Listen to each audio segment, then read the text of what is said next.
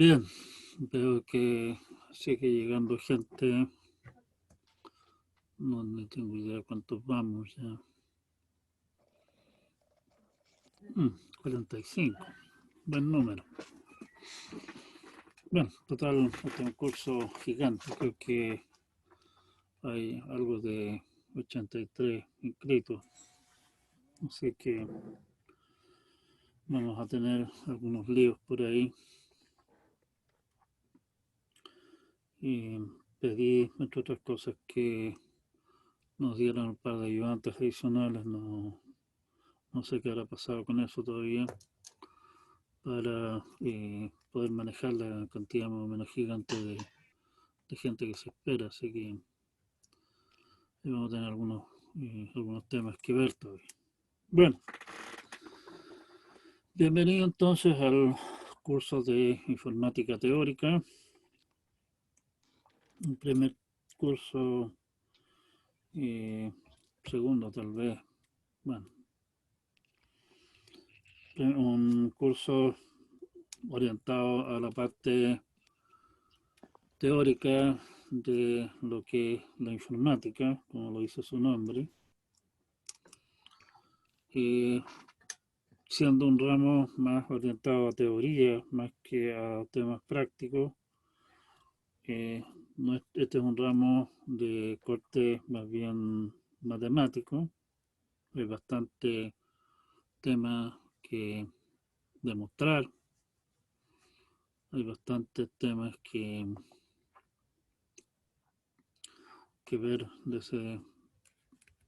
ese tipo de cosas, digamos. Por lo tanto, en este ramo es muy importante manejarse bien con lo que son temas de demostraciones y ese tipo de cosas. Vamos a vivir de eso. No quiero en realidad transformar esto en un ramo rigurosamente matemático, porque eso nos llevaría demasiado lejos, además que las cosas se ponen rápidamente muy tediosas y en realidad más me interesa un corte, las aplicaciones más bien prácticas de lo que estamos hablando acá, su uso concreto y qué implicancias directas tienen sobre el día a día de quien es informático. No entrar en temas fascinantes, pero bastante alejados de lo que es, perdón, de lo que es el día a día. ¿Qué es lo que vamos a tratar en esta presentación? Eh, Son algunas preliminares, explicar de qué se trata el ramo, qué es lo que vamos a hacer, digamos, cómo vamos a funcionar. Discutir acerca del formato de evaluaciones, en particular considerando el hecho que estamos en un semestre bastante anormal, con conexión remota, no vernos las caras, digamos. Y finalmente una rápida revisión de qué clase de cosas vamos a hablar en el semestre. Después de esto voy a plantearles mi propuesta de fechas de pruebas y demás, que la idea en realidad lo voy a publicar también en el aula, con la intención de que podamos tal vez en una semana más o algo así eh, acordar fechas definitivas para nuestras evaluaciones, para nuestras pruebas. Primera cosa, medio de comunicación de ustedes conmigo, con los ayudantes, etcétera, es el aula. Vamos a estar usando el aula de la universidad, no el sistema móvil del departamento de informática. Cualquier anuncio importante que haya se va a hacer en el foro de anuncios del aula. En particular, yo estoy grabando esta clase y voy a dejar un enlace al video en el foro anuncio. O sea, básicamente, qué sé yo, mandaría la semana del 31 de agosto en este caso. Primero algunos preliminares de qué se trata el ramo, digamos, y ese tipo de cosas, y el video va a quedar también publicado ahí en eso. Lo voy a publicar ahí a través de YouTube. Eh, Les advierto de antemano que he tenido ciertos problemas con Zoom. Zoom tiene la mala costumbre de caerse de repente.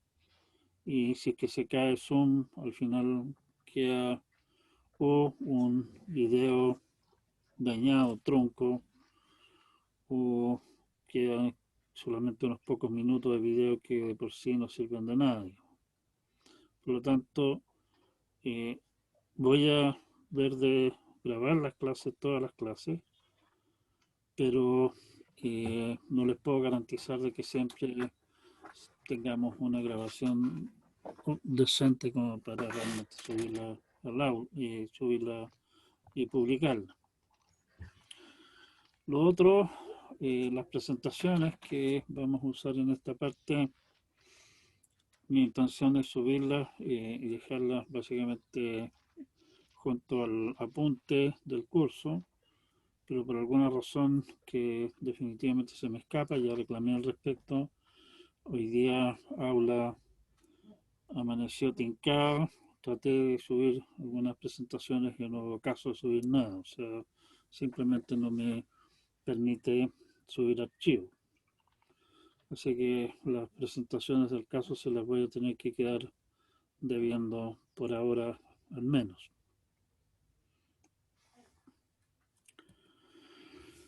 En el aula, como ya les comenté, está publicado el apunte del ramo en formato PDF y el apunte que aparece ahí publicado está toda la materia del semestre, profundiza bastante más en algunos aspectos. Las fuentes látex del apunte, que en realidad son trabajo en curso, estoy prácticamente todo el día, no, bueno, no todos los días, todo el día, pero todas las semanas al menos, generalmente estoy arreglando algún detallito que alguno de ustedes tal vez me haga notar o me doy cuenta, digamos, al releer las cosas o repasarlas para las clases de que hay alguna cosa poco clara o me doy cuenta de algún error. Así que no es una versión definitiva ni nada por el estilo. El repositorio Git, al que hace referencia a esto acá, voy a tener que revisar en realidad cómo queda eso en la presentación para imprimir, digamos, que quiero subirle. Y a ese repositorio Git del apunte tienen acceso con su cuenta informática. Y ahí pueden entonces trastear, ver cómo está, cómo se hacen ciertas cosas, digamos, por ejemplo, o por ejemplo también sugerir mejoras o qué sé yo. O sea, la idea es que el apunte sea básicamente, bueno, básicamente público, ¿sí?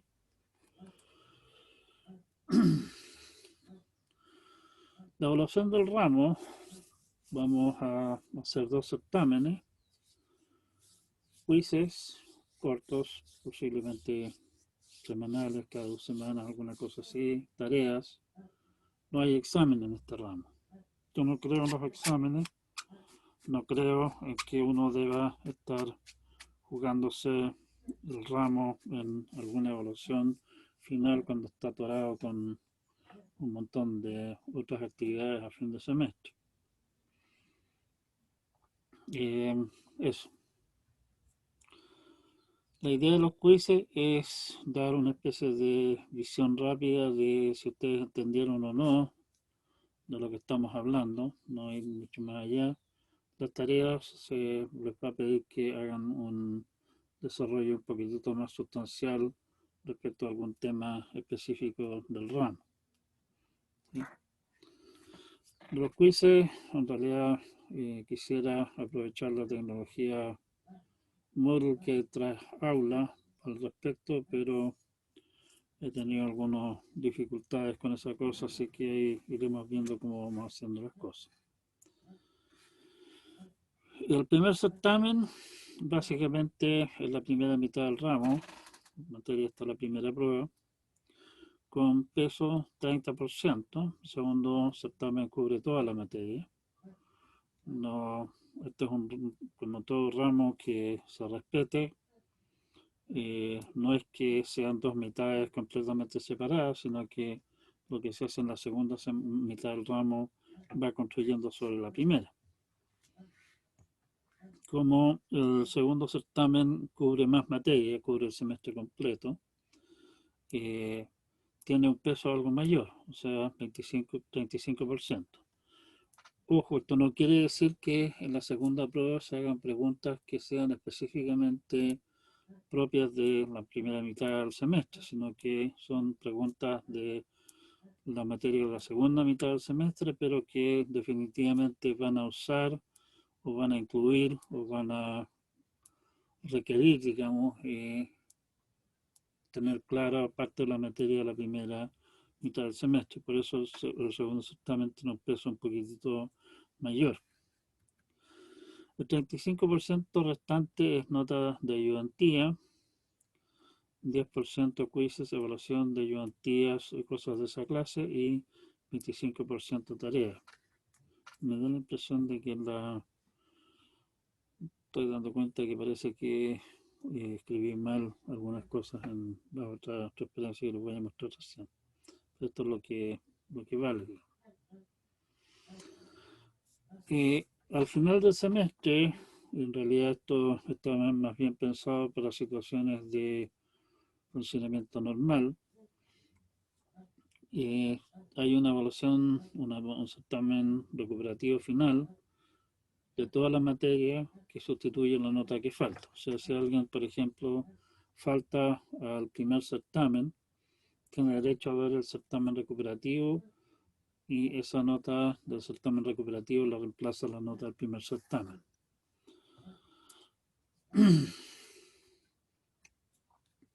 Los certámenes en general, y esta es una costumbre que recogí en Estados Unidos cuando estuve estudiando allá. Allá era costumbre hacer certámenes que de 4 preguntas con una pregunta adicional, digamos, para valientes, con la posibilidad de que uno podía sacar entonces 125 puntos sobre 100. O sea, si es que uno realmente respondía las 5 preguntas, incluyendo la pregunta adicional, bien, podía tener más allá de un 100 en la nota. En el fondo, yo prefiero no hacerlo en ese formato, decir, oiga, esta es la pregunta número 5 de 4, sino que simplemente dar algún puntaje extra en las distintas preguntas, en el sentido de que posiblemente alguna pregunta que se yo tenga varias partes y la última parte de alguna manera va más allá de lo que se pide que alguien sepa del ramo. Eso. Bueno, esto significa obviamente que alguien podría, por esta razón y por otras más que vamos a discutir un poco más adelante, alguien podría terminar con una nota final mayor que 100, que por una cosa que por lo demás se ha dado. Si alguien termina el ramo con nota final mayor que 100, y lamentablemente en la Santa María no le puedo poner una nota final mayor a 100 a nadie en el SIGA, es muy simple, lo que le quede debiendo lo puede abonar la próxima vez que tome el ramo, si quiere tomarlo de nuevo. Notas extras, el apunte y el demás material del ramo, particularmente las transparencias. En realidad estoy recién ahora comenzando a pasar, digamos, gran parte del material que está en el apunte a transparencia. El semestre pasado usé directamente el apunte como guía, digamos, para ir eh, haciendo las clases, pero me di cuenta que eso muy, no es muy buena idea, digamos. Por lo tanto, estoy desarrollando transparencia ahora, ¿no? Basándome obviamente en los apuntes. Por lo tanto, el apunte, las transparencias y también algún material adicional que pueda haber es un trabajo en curso porque se eh, agradece que hayan críticas constructivas y aportes de mejora.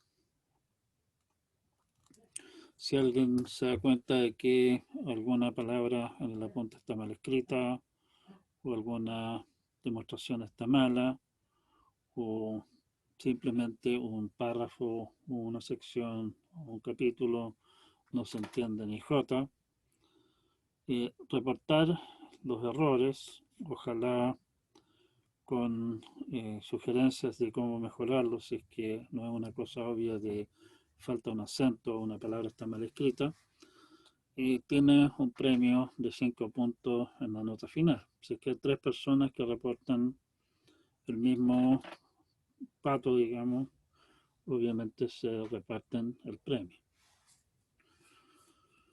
Posiblemente, bueno, también, si es que alguien en un certamen resuelve un problema utilizando alguna técnica particularmente entretenida, incluso distinta a la manera que se me ha ocurrido a mí hacerlo, eso puede tener un premio en términos de nota extra, o sea que alguien en vez de sacar, qué sé yo, no sé, pues, los 20 puntos de la pregunta pueda tener 25 puntos en la pregunta en vez de 20. De vez en cuando, y aquí no hay promesa respecto de esto, me baja la locura y derechamente digo, sabe que más el capítulo 5 del apunte está malo, lo vamos a hacer de nuevo, o me tropiezo con algún tema de gran interés que es un aporte al ramo, o encuentro una manera elegante de profundizar algún tema, etcétera. Si ocurre alguna de las anteriores, posiblemente eso signifique que se publique una actividad extra, que signifique, por ejemplo, aquí está la nueva versión del capítulo 5, por favor revísenla y reporten lo que dice ahí, o revisen este texto que puede ser un aporte a su entender de lo que se está hablando en el ramo, etcétera. Esas actividades extras que son voluntarias, si alguien las quiere hacer, bien, si no las quiere hacer, bien también, no tiene costo, digámoslo así. Quien participe en actividades extras puede optar a 10 puntos adicionales en la nota final. Las actividades extras en general lo que ustedes entreguen va a ser evaluado básicamente una escala, llamémosla ternaria. La respuesta es cero aporte o la respuesta es algún aporte pero queda corto, y la respuesta es un aporte significativo, ¿sí? O sea, nota, llamémoslo así, 0, 50, 100 o alguna escala similar. Otra advertencia que ya la hice antes, este ramo básicamente es un ramo de matemáticas. Estamos hablando de la teoría matemática que hay detrás de la informática. cómo funciona este cuento. ¿Sí? La informática como,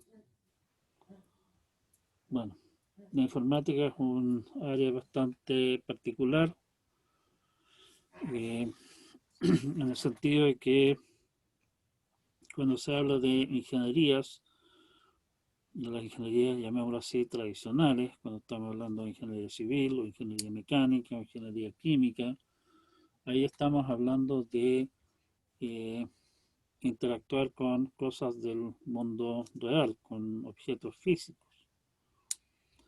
Nuestra área es especial en el sentido de que las cosas con las que tratamos, por lo menos en lo que respecta a los aspectos más blandos, digamos así, los aspectos de software, lo que es programación y qué sé yo, son todos puramente construcciones mentales nuestras.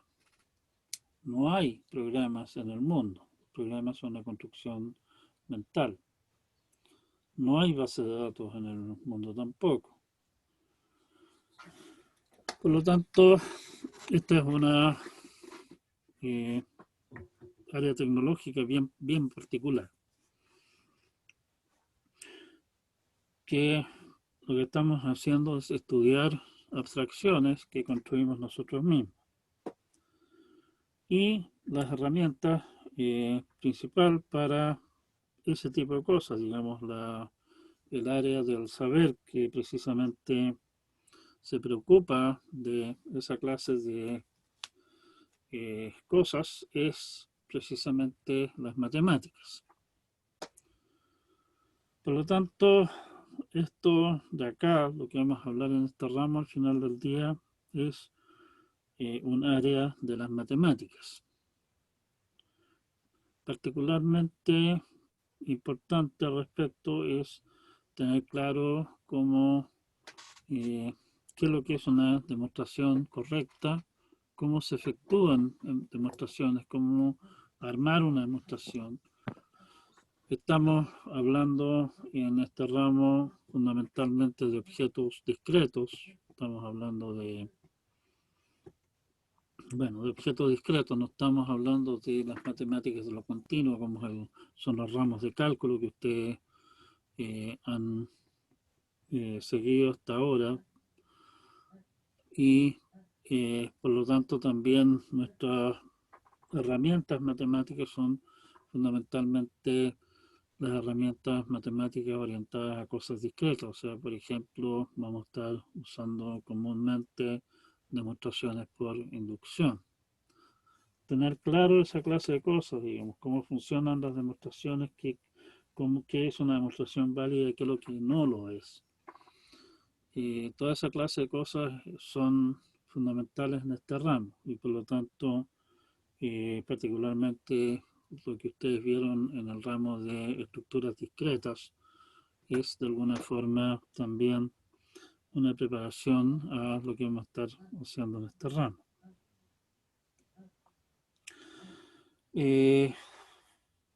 Bueno, otra cosa más, ustedes, según Maya, entiendo que están en paralelo tomando el ramo de lenguaje de programación. Mucho de lo que vamos a discutir nosotros, por lo menos en la primera mitad del curso, son las bases matemáticas que hay detrás de mucha de la tecnología que hoy día se usa para diseñar, definir y también para, ¿cómo se llama?, para procesar automáticamente lenguajes, en particular manejar lenguajes de programación. Bueno, ¿qué cosas vamos a usar nosotros específicamente? Vamos a estar utilizando algunas cosas que tienen que ver con grafos y digrafos, algunas cosas que tienen que ver con programación. Vamos a dar programas en de repente varios lenguajes de programación distintos. En general, los ejemplos de programas que se dan en el ramo se dan en Python o en C o tal vez en C++, pero ocasionalmente vamos a usar otros lenguajes de programación también. Por lo tanto, son relevantes lo que ustedes vieron en ramos de programación y lo que ustedes vayan viendo también en ramos de lenguaje de programación y estamos en eso también, lo que ustedes hicieron en estructuras de datos, que también ahí estuvieron programando. Este ramo no es específicamente de programación, pero sí va a exigir de repente tener una idea de qué es lo que estamos haciendo en términos de programar cosas. Los temas ahora del ramo. En este ramo está dividido en forma un poquitito tal vez artificial en dos mitades nítidamente diferentes, pero que tienen una relación bastante estrecha entre sí. La primera parte es una parte que podríamos llamar lenguaje y autómata. Vamos a definir formalmente, forma matemática, qué es lo que se entiende por un lenguaje, cómo podemos operar con lenguaje, qué cosas podemos hacer con ello. Vamos a hablar de autómatas también, donde en el fondo la definición de autómata va a ir quedando clara, digamos, durante el semestre.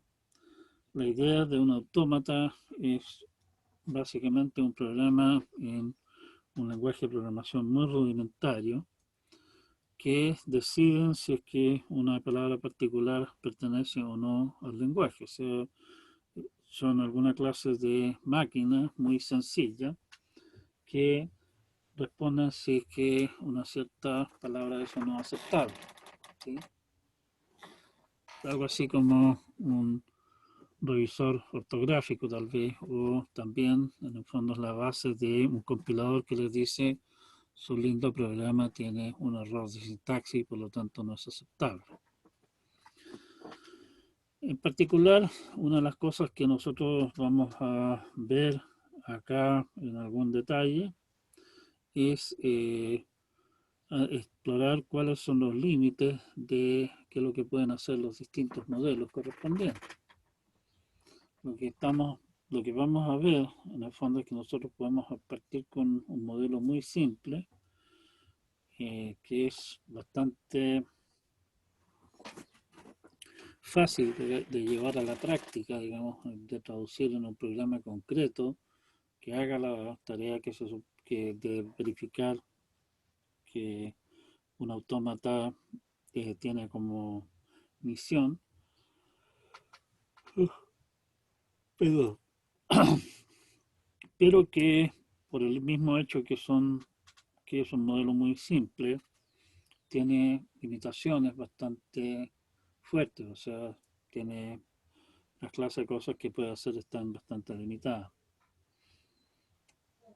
De esa manera vamos a ir extendiendo nuestro concepto a modelos más complicados que tienen, por un lado, la ventaja de ser capaces de manejar conjuntos de lenguajes más ricos, pero que esa capacidad, digamos, de manejar cosas más elaboradas, a su vez tiene un costo en el sentido de que el modelo es más complicado y es más difícil de llevar a la práctica concreta y es más lioso, digamos, de trabajar con él. Por lo tanto, si es que podemos resolver nuestro problema concreto utilizando un modelo más simple, obviamente nos vamos a quedar con el modelo simple, no por el modelo completo complicado. Vamos a discutir también aplicaciones concretas, digamos, de estos modelos. Como ya les comentaba, parte de la tecnología de los lenguajes de programación actuales, muchas de las cosas que ustedes ven en, qué sé yo, por ejemplo, operaciones de buscar textos buscar una palabra dentro de un texto mayor, digamos, vaya a la siguiente encabezado de una función en mi lindo programa C o cosas de esa clase, son aplicaciones concretas de estas, estas teorías matemáticas. Vamos a hablar un poco acerca de cómo estas teorías matemáticas se pueden concretar en términos de programas que hagan esta clase de tareas. Ups, aquí se me pasó un poco la cosa, voy a tener que cortar un poco el texto. Siguiente punto, que es la segunda mitad del curso, básicamente, tiene que ver con computabilidad y complejidad. Resulta, y ese fue uno de los resultados, digamos, sorprendentes que se descubrieron, digamos, a principios del siglo pasado, en los años 20, 30, por ahí. Este era uno de los grandes temas que se está discutiendo. Resulta que hay un límite de lo que se puede hacer en principio con lo que nosotros llamaríamos un programa o un algoritmo. La idea nuestra entonces, en el fondo, en esta segunda parte del ramo, es primeramente explorar qué es lo que se puede o no hacer con programas, con algoritmos, incluso bajo el supuesto de que no hay restricciones en términos de la cantidad de tiempo que nos demanda encontrar la solución, y tampoco tenemos limitaciones respecto de, ¿cómo se llama? Tampoco tenemos limitaciones respecto de la cantidad de espacio usada para almacenar resultados intermedios. Como digo, uno de los resultados un tanto sorprendentes, que en realidad mirando hacia atrás no era nada tan sorprendente, pero en su oportunidad resultó sorprendente la primera vez que uno se tropieza con ese tipo de cosas, uno tiene cierta incredulidad. Hay problemas que simplemente no pueden resolverse mediante un programa, mediante un computador, mediante un algoritmo.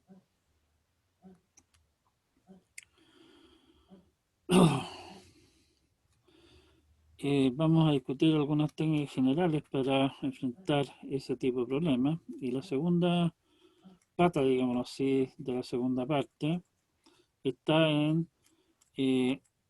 bueno, de acuerdo, hay algunos problemas que sabemos que no hay forma de resolverlos mediante mediante un computador, ni siquiera si le damos todo el tiempo del universo para hacerlo, no va a poder resolver el problema.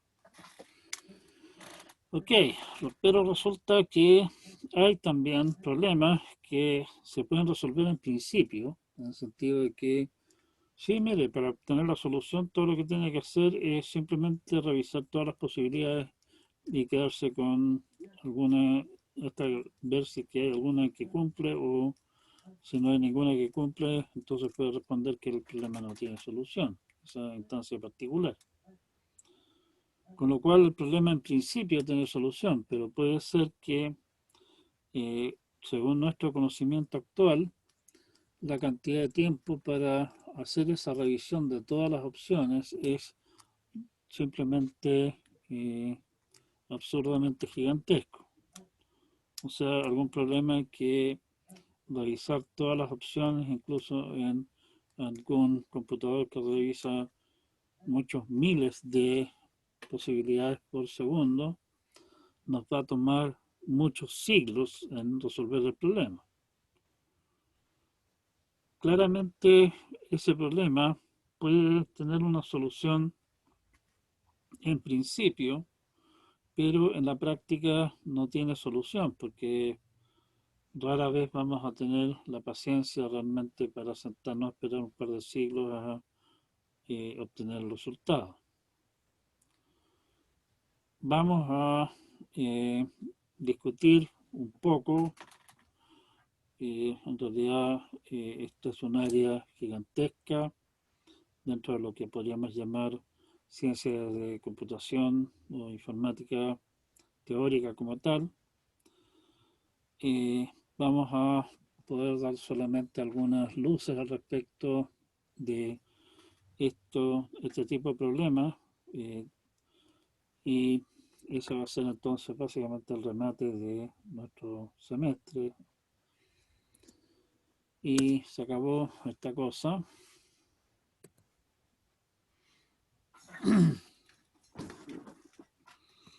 mm, mm, Sabía que algo estaba haciendo mal.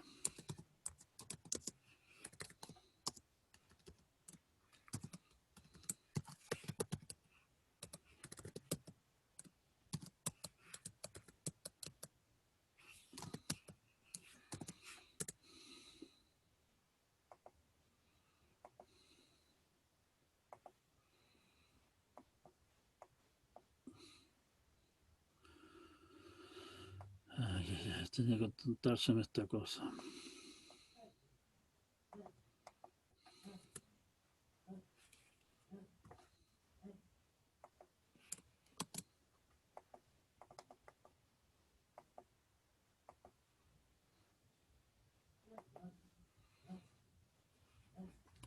Estoy seguro que aquí Zoom está metiendo la cola donde no debe.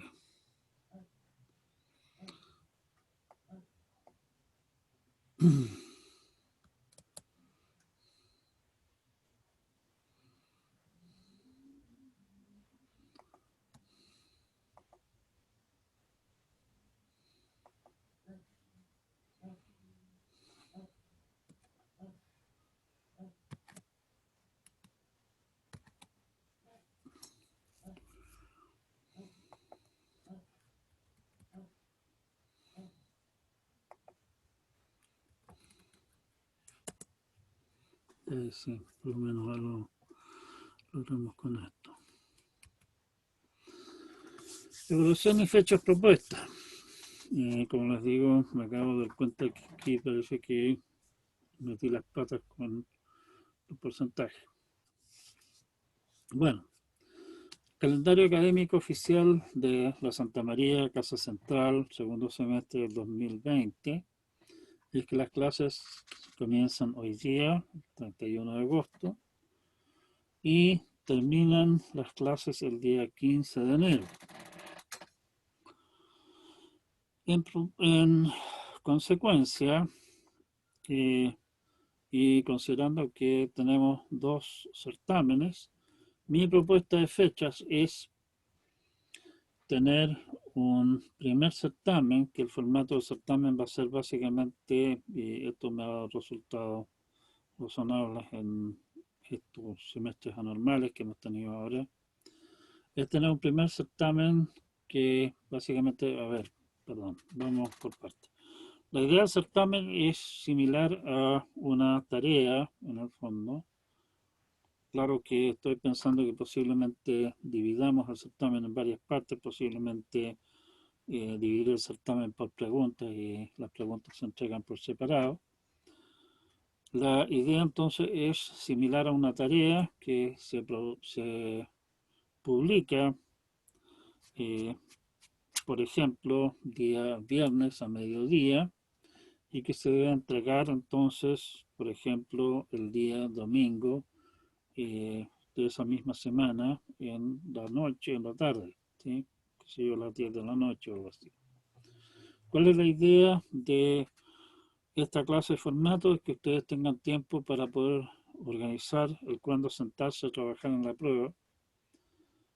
No necesariamente tengan que sentarse, que si yo tengo que sentarme a hacer la prueba a las 3 de la tarde, tengo que entregarla a las 5, sino que pueden decir, ¿sabe qué más? Voy a trabajar en la prueba, por ejemplo, un par de horas el viernes en la tarde y rematarla tal vez el domingo, y el sábado me lo tomo de descanso, como usted estime conveniente. Yo sé que con esta historia de básicamente estar en casa, uno no tiene el mismo control sobre sus tiempos que estando en clases normales, digamos. ¿Sí? Entonces Entonces la idea sería eso, o sea, básicamente certamen se publica un día viernes a mediodía y se entrega con plazo fatal impajaritable ese mismo día domingo en la tarde. ¿Por qué tanto tiempo? En parte yo sé que tomar eh, una hoja, digamos, y anotar un montón de cosas, digamos, lo que se me ocurre en el momento en la hoja, eh, toma un tiempo. Tomar eso y traducirlo a un documento inteligible en formato digital, por ejemplo, escribir eso mismo en Word o poner ¿cómo se llaman? Eh, las ecuaciones, digamos, traducir las ecuaciones ya sea al ecuacionario de Word o en LaTeX o lo que sea, toma tiempo, o sea, no es algo inmediato. Y por lo tanto, para darles tiempo para poder elaborar ordenadamente lo que ustedes vayan a entregar finalmente en formato electrónico, es que se da algo de tiempo, o sea, se considera tiempo extra, digamos, para desarrollar eso. También, dado el hecho de que necesariamente ustedes con esto tienen acceso a un montón de recursos que no se tiene acceso durante una prueba normal, les vamos a pedir y tienen tiempo para darle vuelta a los problemas y no simplemente anotar la primera cosa que se les ocurrió y esa va a tener que ser la respuesta y si está mala, está mala. Tienen la posibilidad de darle un par de vueltas y decir, oye, pero en realidad no es esta la manera de resolver este problema, debería en fondo enfrentarlo de esta otra manera y también darse el trabajo de, como estamos igual traspasando un primer borrador a un formato electrónico relativamente formal, les vamos a pedir un poco más de formalidad que en una prueba entregada en papel como es tradicional. Bueno, entonces, como les decía, la idea de los certámenes va a ser que se publica un conjunto de preguntas como un certamen, un día, por ejemplo, viernes a mediodía, con la idea que trabajen en eso durante el fin de semana y lo entreguen el día domingo. Las tareas van a ser formato de tareas más bien tradicional, solo que no hay que entregar nada por escrito en papel, digamos, todo se hace mediante medios electrónicos. Y los quizzes, ahí vamos a ver exactamente cómo los llevamos a cabo. Espero poder usar la tecnología de Moodle para efectuar quizzes, pero hay algunas cosas ahí que están interfiriendo, o sea, posiblemente un quiz sea al final del día una especie de tarea mínima, cortita. Me equivoqué, como ya les comenté, respecto a los puntajes acá, en realidad las tareas son 25%, los quizzes 10%. Como ya les dije, además de esos 100% que suman anteriores, están las actividades extra, que tienen la opción, optan a un 10% extra si es que hacen todas las actividades y todas las hacen bien en la nota final. Y los aportes que pueden hacer, o sea, por ejemplo, sugerir correcciones al apunte, ver las transparencias o tal vez mostrar que hubo un pato en algún certamen o una pauta correspondiente. En general, de tareas, quizzes, certámenes en particular, se van a publicar pronto después del plazo de cierre de recepción de resultados. Se van a publicar nuestra Cuando estoy diciendo nuestro, estamos hablando de mis ayudantes en este ramo y yo mismo, nuestra idea de cómo debería resolverse ese, esos problemas.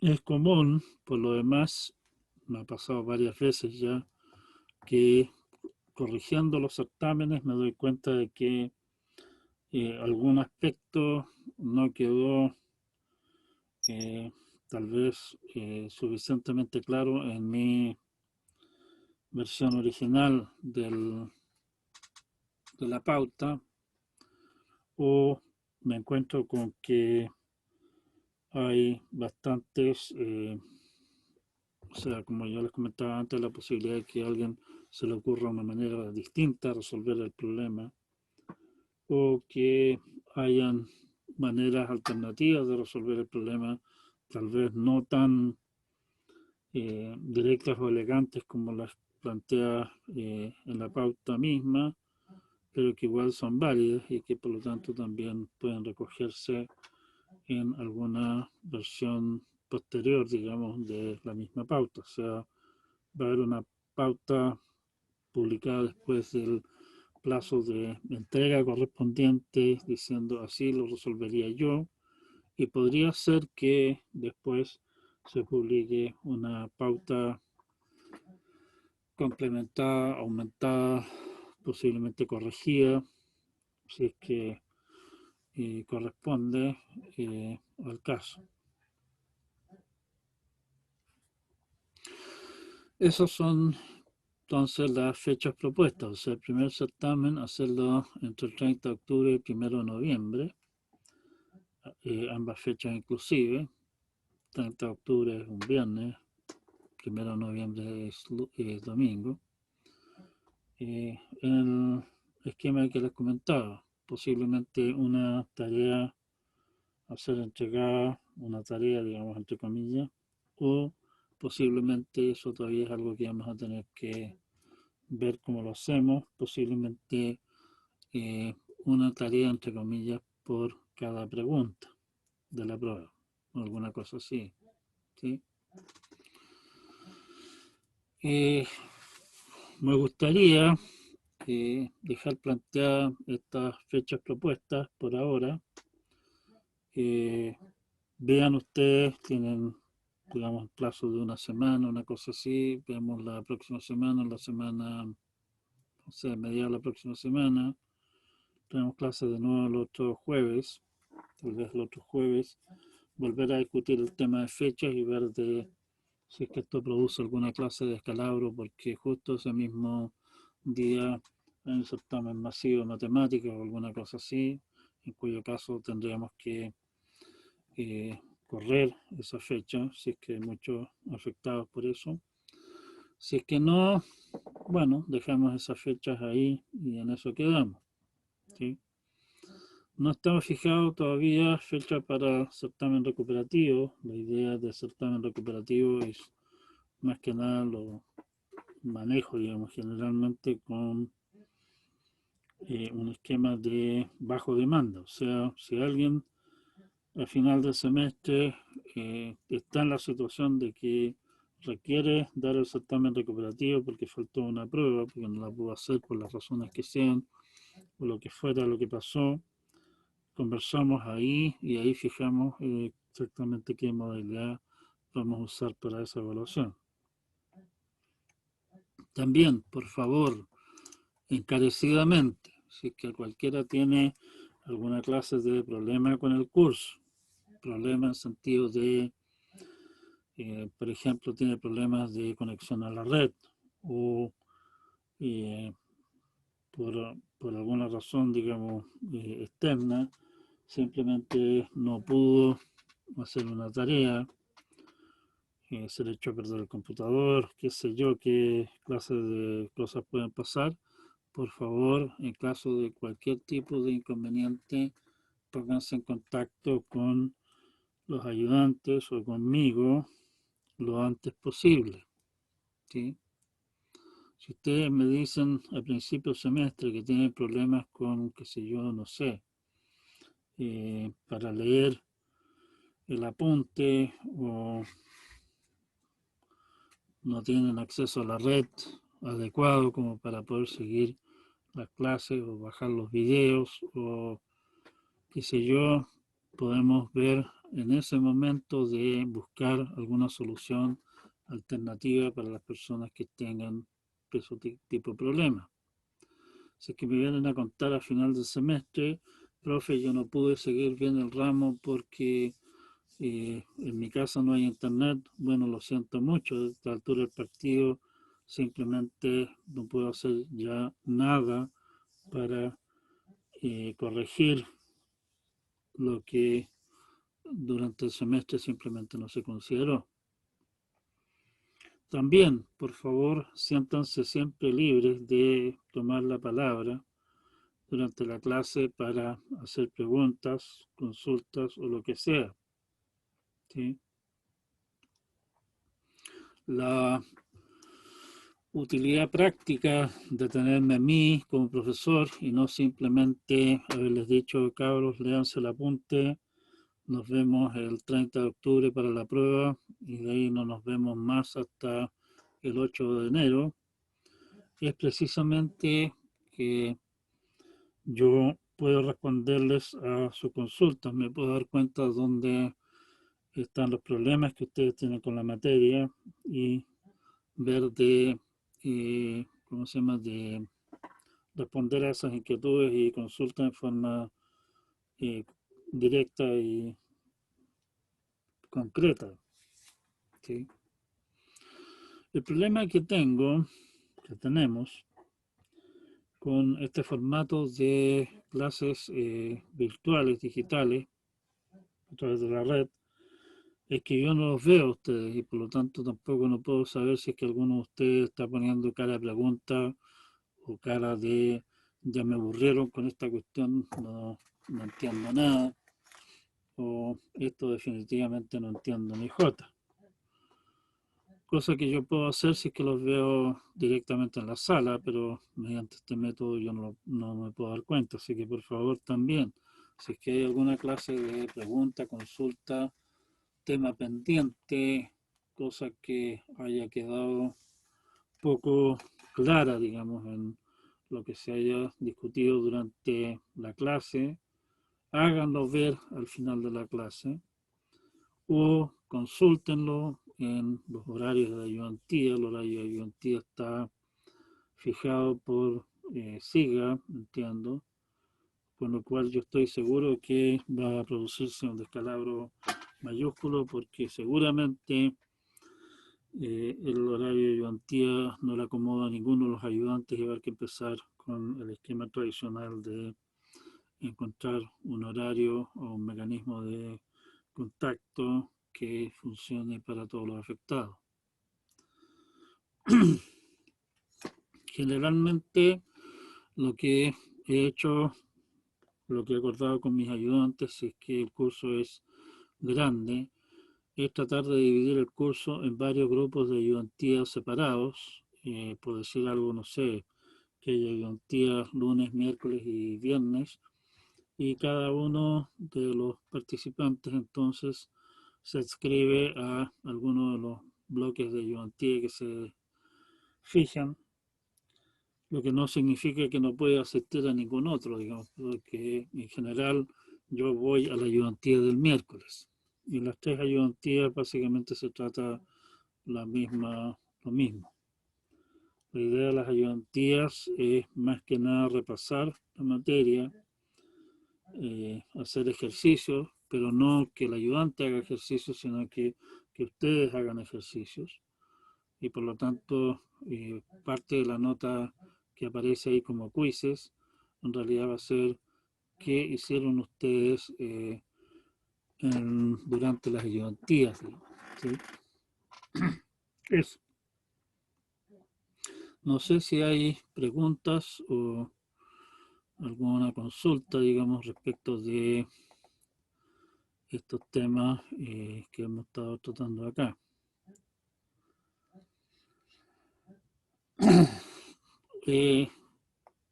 Nicolás Villanueva plantea que crear un grupo para atender dudas de la materia o esa clase de cosas. Por ejemplo, en WhatsApp. O sea, ustedes son libres de organizarse de la manera que estimen conveniente. Lo que sí les sugeriría es que vean de usar las facilidades que da Aula, particularmente el área de consultas y aportes de alumnos, digamos, de manera que lo que se converse, lo que se discuta ahí, uno que es un registro para generaciones futuras, digamos, posiblemente, pero también que todo el mundo tenga acceso a eso. Entiendo también que los ayudantes han optado muchas veces por usar Discord, por ejemplo, para organizar lo que podríamos llamar las ayudantías o consultas y interacción con los estudiantes. Hagan uso de eso. Lo único que yo les pediría es que por favor no terminen creando 10 grupos distintos, digamos que al final lo que se habla en uno no hay idea de lo que pasa en los demás. Pero fuera de eso, bueno, como digo, ustedes tienen libertad de organizarse como estimen conveniente, no me voy a meter en eso.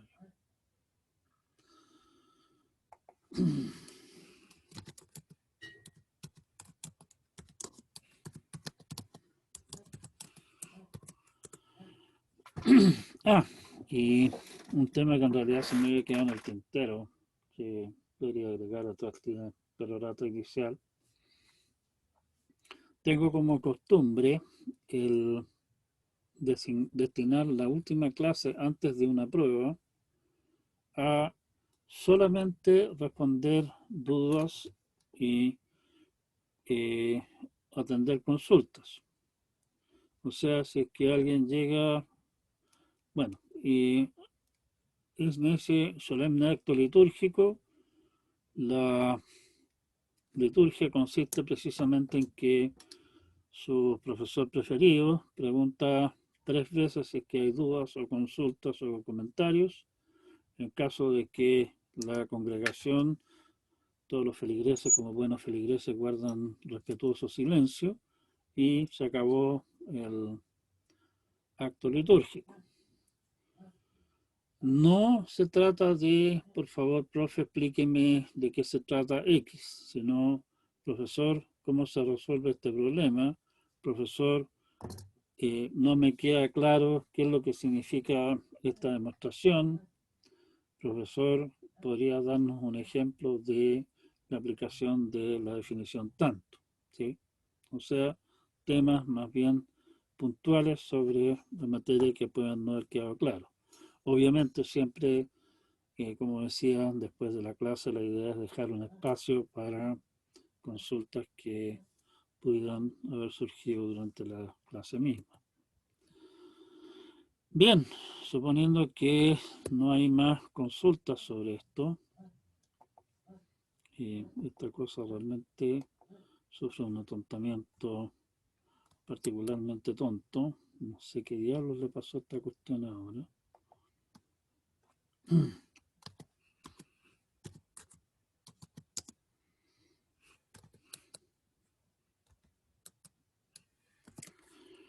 Otra cosa que les quería comentar era que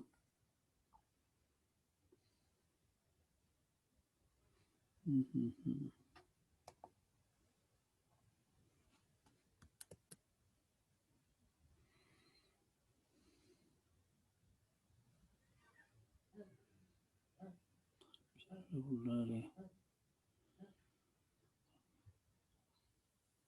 ¿Qué diantres le pasó a esta cuestión? Regulares, no, pues no es eso lo que ando buscando yo.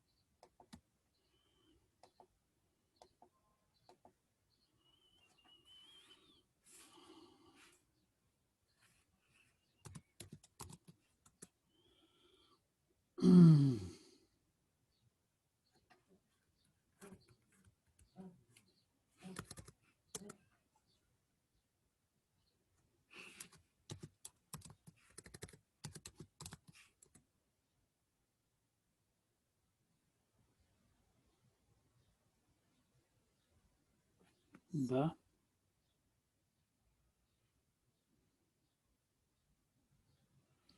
Comienza y termina inmediatamente, maravilloso.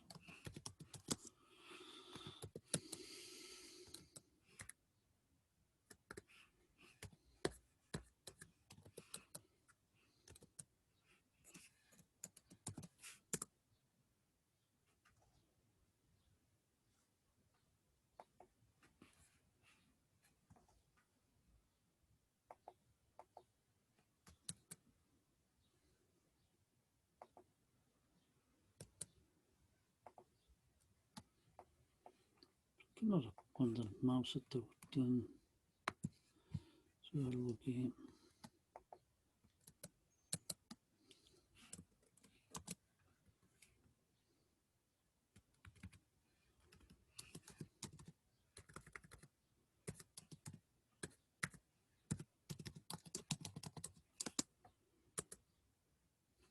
Ahí. Ya. Vamos entonces a nuestro primerísimo tema, alfabetos, palabras, lenguajes.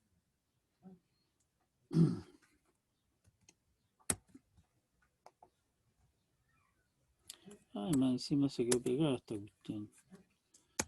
Ah, no, nunca tanto. ¿De qué vamos a hablar en esta sesión? Vamos a definir algunas cosas, vamos a discutir algunas operaciones que se pueden hacer con los objetos que vamos a definir y finalmente vamos a dar un breve resumen de lo que se trató hoy día. Una introducción, nosotros vamos a estar hablando de lenguajes. Un lenguaje está compuesto de palabras y las palabras a su vez están compuestas de símbolos. Vamos a definir esos temas que aparecen ahí en rojo inmediatamente.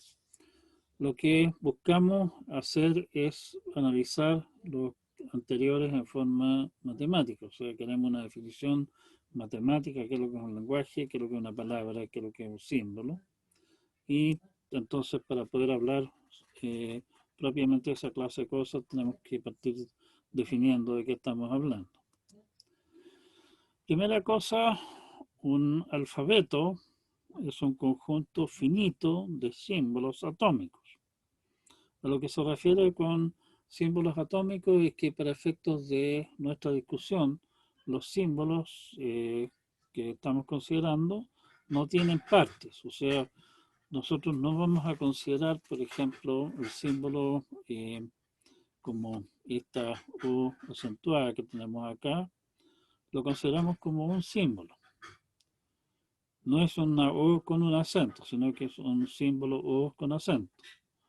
En ese sentido, este O con acento es un símbolo distinto del símbolo O sin acento que aparece allá. Y por lo demás, si nosotros estamos hablando de, por ejemplo, el castellano, para nosotros van a ser símbolos diferentes, la A minúscula y la A mayúscula. Son símbolos distintos. En realidad no vamos a entrar a discutir qué relación existe entre ellos, que la hay, pero ese otro tema que para nuestros efectos acá no tiene mayor, no nos va a importar, digamos, no nos vamos a preocupar de esa clase de aspectos. Vamos a usar, en general, letras griegas mayúsculas para designar los alfabetos. O sea, en general vamos a llamarle sigma al alfabeto, o posiblemente gamma, a veces delta, etc. No es obligatorio, digamos, pero en el fondo es lo que vamos a usar en general. Como le decía, que los símbolos sean atómicos no significa que va a significar que para nuestro efecto los vamos a considerar como un todo, sin partes. Eso no quiere decir que nosotros no podamos, digámoslo así, fuera de lo que estamos hablando nosotros en términos de nuestra maquinaria basada en nuestra maquinaria de teoría del lenguaje, no consideremos, pero es que para nosotros, un símbolo consiste de estas tres partes para efectos de lo que es el lenguaje, lo que es símbolo, es simplemente una cosa, un todo que no se descompone en pedazos. Bastante simple. En ese sentido, es un alfabeto, por ejemplo, el alfabeto que les contaron a ustedes en castellano en el colegio, en básica, con la salvedad, sí, de que si ustedes quieren escribir un texto en castellano, ustedes no están hablando solamente de las letras del castellano como tales, sino que también están las distinciones que habíamos estado haciendo nosotros, o sea, está la distinción entre la letra A mayúscula y la A minúscula. Está la distinción entre la A con acento y la A sin acento. O sea, en el fondo tenemos por ese lado algunos símbolos adicionales que debemos considerar si queremos traducir. Este es el alfabeto del castellano. Y por lo demás, si ustedes van y toman un texto escrito en castellano cualquiera, se van a encontrar con que hay una serie de símbolos adicionales que no son parte de lo que la profe llamó alfabeto en el colegio. Para escribir en castellano ustedes usan también espacios y signos de puntuación como paréntesis, coma, punto y otras cosas más. Si nosotros queremos hablar, digamos, realmente de cuáles son los símbolos que se requieren para escribir en castellano, incluyen todas esas cosas, no es solamente las letras. Palabras. Una palabra no es más que una secuencia finita de símbolos de algún alfabeto sigma, lo cual es bastante coherente con nuestra idea de qué es lo que es una palabra como nosotros lo vemos, por ejemplo, en el castellano. Nosotros diríamos que una palabra es la palabra hola, por ejemplo, que está compuesta por los símbolos H, O, L y A, en ese orden exactamente. La palabra palabra, a su vez, también es una palabra que consta de una P, una A, una L, una A, una B, una R y una A. También es una secuencia finita de símbolos del alfabeto. Si es que acordamos que el alfabeto del que estamos hablando es el alfabeto que vimos en el colegio como el alfabeto del castellano, por ejemplo. Nótese que el orden de los símbolos importa. Lalo es una palabra, Lola, que en realidad son las mismas letras pero un orden distinto, es una palabra distinta. En una palabra puede aparecer el mismo símbolo varias veces. Por ejemplo, la letra A aparece 3 veces. ¿Sí? Es una secuencia finita de símbolos. En particular, secuencias finitas incluyen la posibilidad de que la secuencia tenga largo cero. Vamos a usar letras griegas minúsculas para designar palabras, o sea, las vamos a llamar alfa, beta, gamma, epsilon y cosas así. ¿Sí? La palabra de largo cero, la palabra vacía, la vamos a llamar epsilon. Algunos autores aún usan lambda, que era la notación que se usaba en épocas pretéritas, digamos, para designar la palabra vacía. Hay que tener un poco de cuidado con eso, en particular uno de los programas que se me había olvidado publicárselo en el ramo, voy a hacer en cuanto pueda hacerlo. El aula anda media aturdida, no permite subir archivos en este momento. Un programa bastante simpático que permite jugar con las distintas cosas con las que nosotros vamos a estar trabajando en este ramo. Lamentablemente usa la notación antigua, lambda, para hablar de la palabra vacía. ¿Sí? Bueno, ya habíamos dicho, una palabra es una secuencia, por lo tanto puede contener símbolos repetidos y como ya hemos visto también, el orden de los símbolos es relevante. O sea, si los símbolos están en un orden distinto, es una palabra diferente. En inglés a las palabras se les suele llamar string y de repente en mí en realidad, anglocentrismo, les voy a llamar string también, pero formalmente deberíamos llamar las palabras para usar el castellano como se debe. Cuidado si, por ejemplo, bueno, sigamos todavía y de ahí vamos a hablar un par de cosas más. Un lenguaje sobre el alfabeto sigma no es más que un conjunto de palabras sobre ese alfabeto sigma. Así de simple. Es una definición, como ustedes pueden ver, extremadamente general, ¿sí?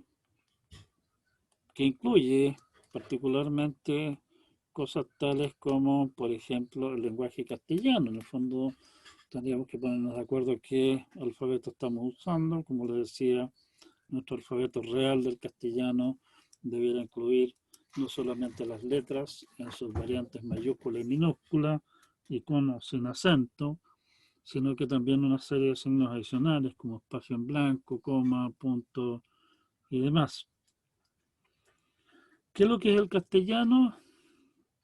En el fondo podríamos decir que castellano es cualquier cosa, cualquier secuencia de símbolos de esos que hemos acordado y vamos a usar como alfabeto, que es un texto adecuado en castellano, ¿sí?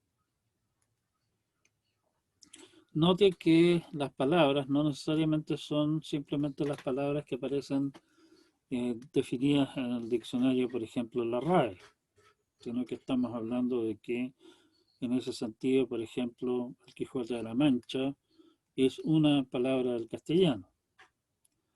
Habrán en ese sentido textos que están bien escritos en castellano, que cumplen con la ortografía, con la gramática, etcétera, y esos textos los consideraríamos parte de lo que es el lenguaje castellano.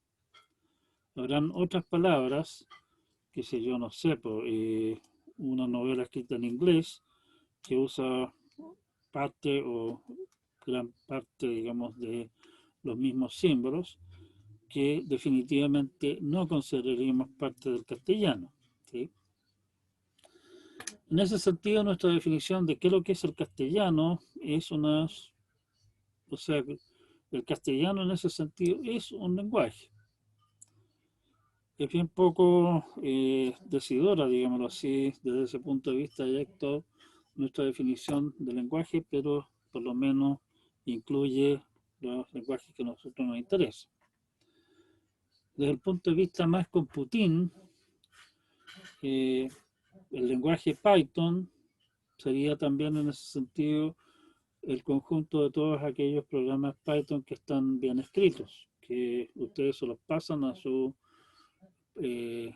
Python preferido y no reclama que el asunto está mal escrito o que no tiene sentido, está mal inventado, qué sé yo. De la misma manera, el lenguaje C es el conjunto de todos aquellos archivos, digamos así, y ustedes se lo pueden pasar al compilador C sin que esté chille que eso tiene errores. Como un lenguaje no es más que un conjunto, y siendo consistente con esto, estamos tratando de ser matemáticos, no prácticos en esto. El conjunto vacío es un lenguaje. Tengan cuidado de distinguir el conjunto vacío, el lenguaje vacío, del lenguaje que contiene únicamente la palabra épsilon. Y obviamente los dos anteriores, distinguirlos de épsilon. Son tres cosas que son, entre comillas, vacías, pero son cosas perfectamente distintas, muy separadas, bastante distintas. Operaciones con palabras, bueno, lo más simple que podemos hacer con una palabra es preguntar cuál es el largo de la palabra. El largo de la palabra alfa es simplemente el número de símbolos que contiene, el largo de la secuencia. Lo vamos a anotar esta notación no es particularmente, es bastante común, digamos, pero no universal, como valor absoluto en el fondo. Alguna gente anota el largo de la palabra como LG de alfa. Concatenación. Concatenar las palabras alfa A1, 2 hasta A sub M y beta B1, B2 hasta B sub N, donde B sub A, el B, obviamente son símbolos de nuestro alfabeto. Resulta en la palabra A1, A2 hasta A sub M, seguida por B1, B2 hasta B sub N. Esa operación la vamos a anotar alfa.beta o simplemente alfa-beta. Potencias. Si ustedes me dan una palabra y les digo esa palabra elevado a 0 es épsilon. Si me dicen alfa elevado a 10, bueno, eso no es más que alfa a la 9 concatenado con alfa. ¿Sí? Tenemos ahí una linda definición recursiva. O sea, por ejemplo, si tomo la palabra que contiene AB y la elevo a 3, eso es 3 veces AB, o sea, AB, AB, AB. ¿Sí? Algunas propiedades de estas cosas, bueno, de partida, por definición definitiva y derecho propio, la palabra epsilon tiene largo 0. El largo de la concatenación de dos palabras alfa y beta no es más que la suma de los largos, como es más o menos obvio, ¿cierto? Alfa concatenado con epsilon es lo mismo que epsilon concatenado con alfa, es simplemente alfa, o sea, no hace diferencia básicamente tomar alfa y colgarle nada a la cola, o nada tomarlo y colgarle alfa a la cola. El resultado siempre va a ser alfa. Cuidado, en general, alfa concatenado con beta es distinto de beta concatenado con alfa. O sea, por ejemplo, si ustedes toman las palabras, o sea, las palabras hoy y día, las concatenan hoy concatenado con día, es hoy día, todo junto, en realidad. En cambio, el día concatenado con hoy es día hoy. Son palabras diferentes. Van a haber situaciones, claro, en las cuales, como en el caso anterior, en realidad, en las cuales concatenar en un orden o en el otro da lo mismo, pero en general son diferentes. Bien, tenemos operaciones entre palabras y tenemos un significado que es lo que significa la operación de concatenación. Particularmente podemos hablar entonces ahora de operaciones entre lenguajes, o sea, entre conjuntos de palabras. De partida, los lenguajes son conjuntos y por lo tanto perfectamente podemos operar con ellos utilizando las operaciones entre conjuntos, o sea, la unión, la intersección, el complemento, diferencia simétrica, todas esas hierbas que nosotros vimos en algún momento como operaciones entre conjuntos. Lo que sí que aquí suele usarse, no es obligatorio, pero es bastante común, la notación L1 barra vertical L2 para la unión entre los lenguajes L1 y L2. El barra vertical en muchos ámbitos se interpreta como O, y en ese sentido estamos hablando de L1 o L2, o más precisamente es tomar una palabra ya sea de L1 o tomar una palabra de L2. Y por eso la notación con barra vertical de O. Podemos concatenar lenguajes. L1 concatenado con L2 es el conjunto de los alfa concatenado con beta, tal que alfa pertenece a L1 y beta pertenece a L2. Estamos hablando básicamente de todas las combinaciones posibles. ¿Sí? Podemos definir potencias de lenguajes, donde el lenguaje elevado a 0 es siempre el lenguaje que contiene únicamente a epsilon, y el lenguaje elevado a n, si es que n es mayor o igual que 1, es el lenguaje elevado a n-1 concatenado con el lenguaje. Ojo, vean lo que significa lo que dice la definición anterior. Si estoy hablando, por ejemplo, de L cuadrado, no es cada palabra de L repetida 2 veces. Es cualquier palabra de L con cualquier otra palabra de L, que podría ser la misma, sí, pero no es solamente la misma palabra de L.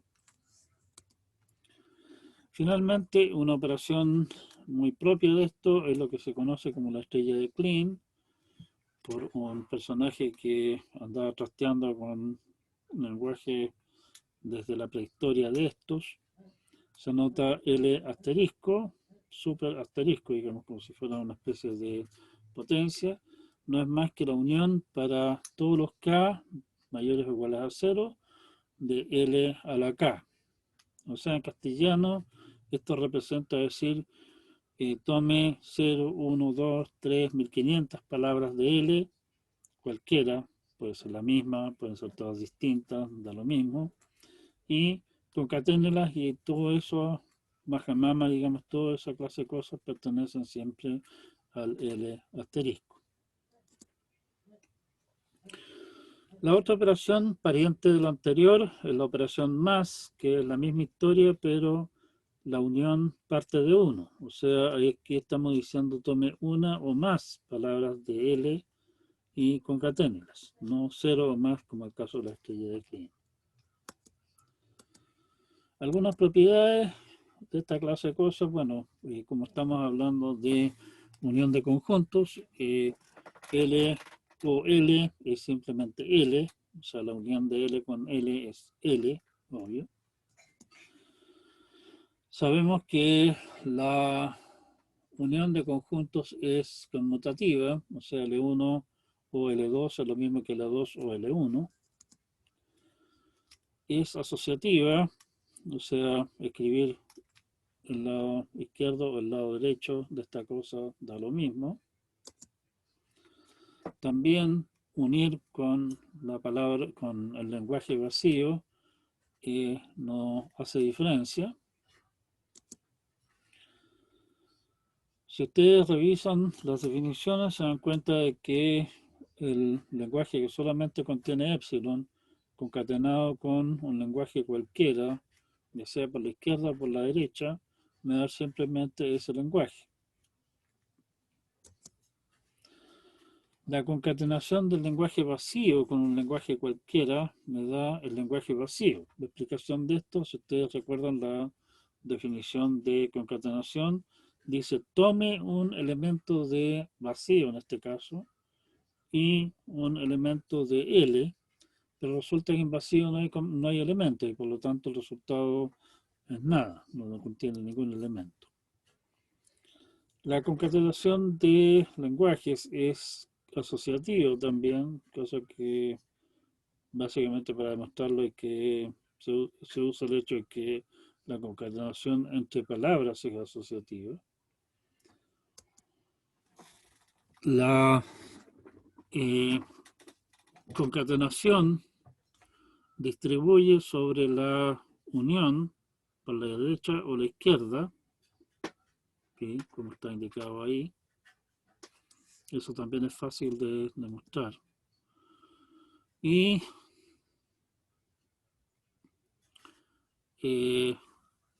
bueno, aquí estamos, hay una metida de pata, digamos, en realidad no es epsilon.l más, sino que es, en realidad me estoy refiriendo a esto de acá. ¿Sí? Esto está de más, esto está mal. No sé de dónde se me chispateó eso. Curioso, pero bueno.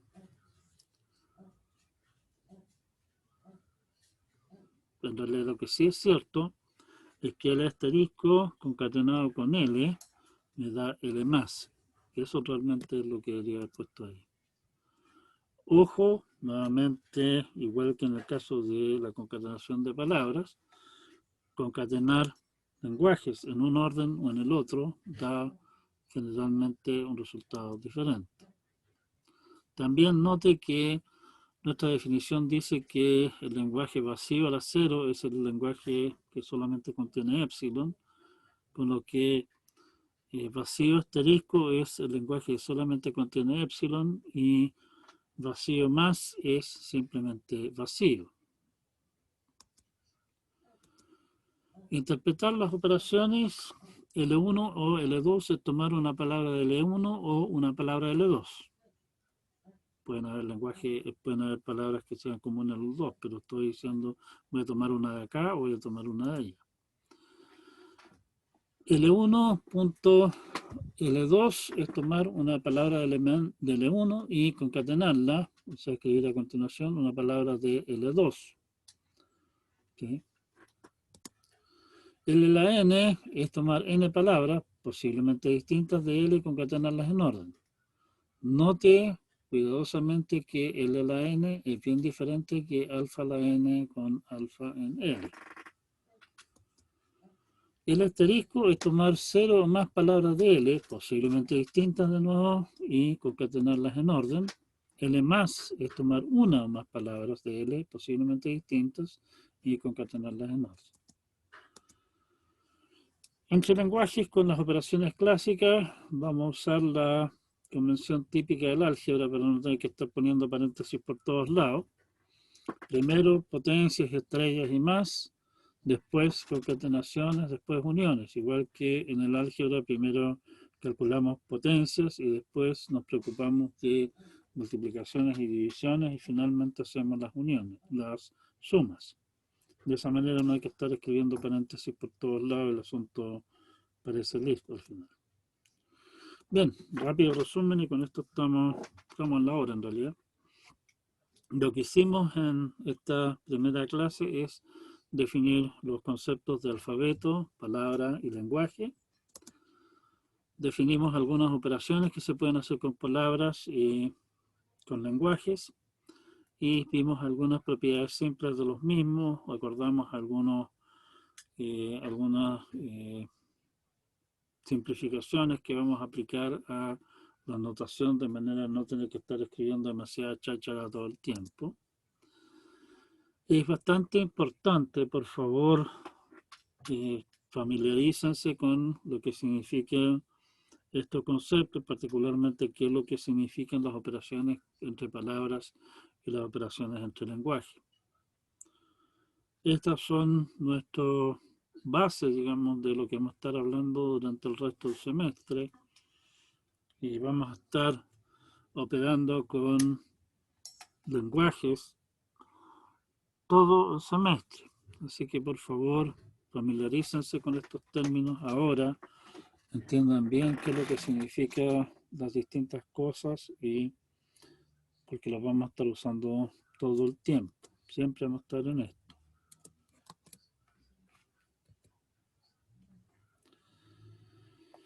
Bien, veo que llegaron un par de cosas.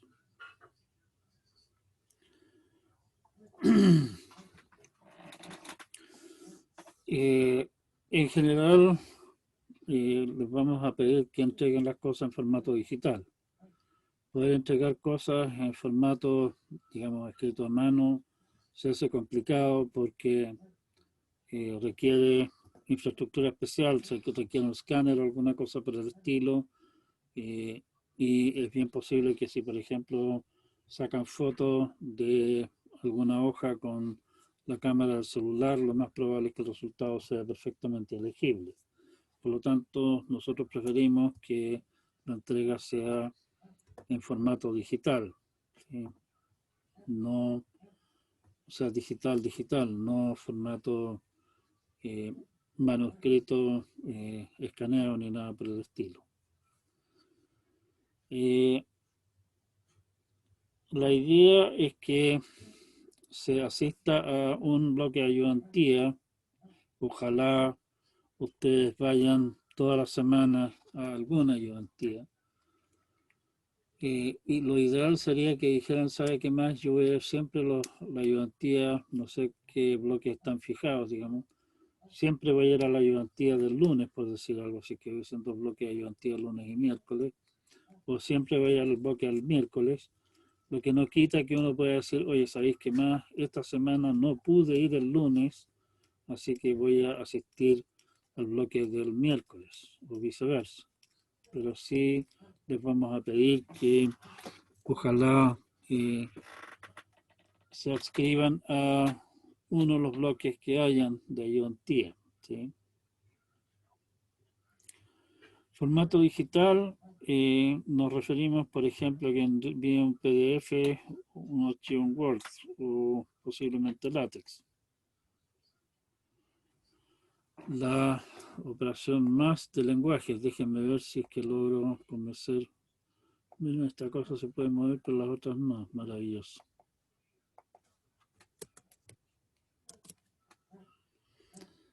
Esta cosa, ya se atontó este aparato. La operación más, en el fondo, es la unión sobre a ver, déjenme ver si no, pues esta cosa no, simplemente no me acepta.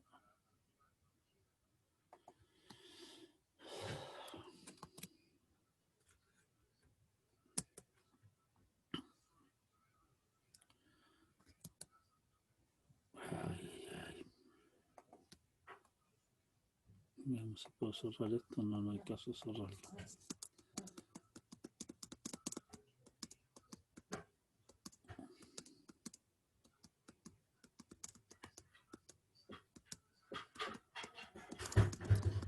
Palabras, concatenar potencia, estrella de Klein.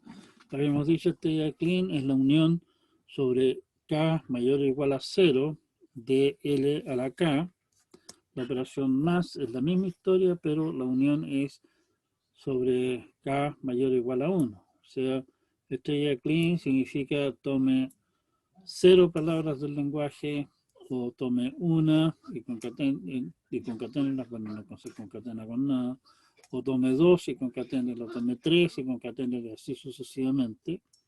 La operación más dice tome una palabra, o sea, está dejando fuera la opción de no tomar ninguna. No sé si eso responde la pregunta que estaban haciendo atrás del chat.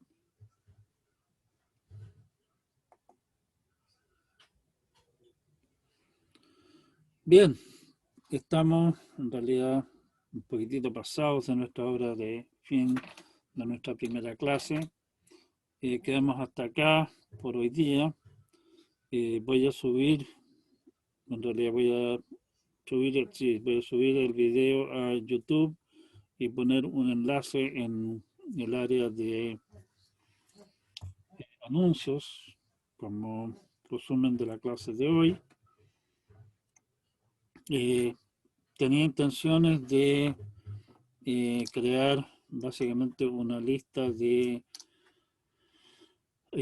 como podríamos decirle, temas tratados por clase y un enlace a el archivo con las transparencias del caso, pero el aula, por alguna extraña razón, hoy día amaneció tincada y simplemente no me permite subir archivos de ninguna especie. Reclamé, pero probablemente eso va a tomar como un semestre en que lo arreglen, así que ahí tendremos que ir viendo qué es lo que pasa. ¿Sí? Nos vemos entonces, como les decía, por favor, si es que aparecen dudas, consultas o acotaciones adicionales o algo, usen el aula para contactarse con nosotros y bienvenidos a esta máquina de moler carne de hoy día. Chao, chao.